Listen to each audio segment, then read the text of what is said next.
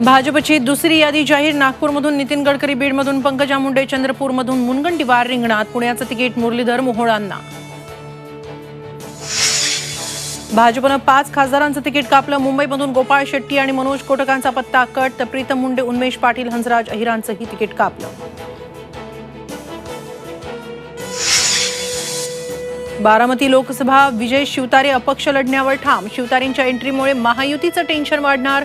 मुख्यमंत्री शिंदेंनी बोलावली 12मती मतदारसंघातल्या पदाधिकाऱ्यांची बैठक. हेमंत गोडसेंच्या उमेदवारीनंतरही शांतिगिरी महाराज नाशिकमधून निवडणूक लढवण्यावर ठाम.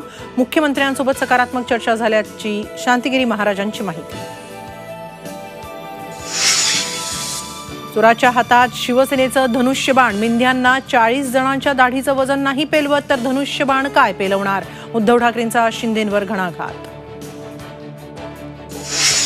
देशात श्रीमंतांची कर्ज माफ होतात, शेतकरी, मजूर आणि विद्यार्थ्यांची नाही. राहुल गांधींची मोदी सरकारवर टीका. तर 50% शासकीय नोकऱ्या महिलांना देणार. राहुल गांधींकडून काँग्रेसचं महिला धोरण जाहीर.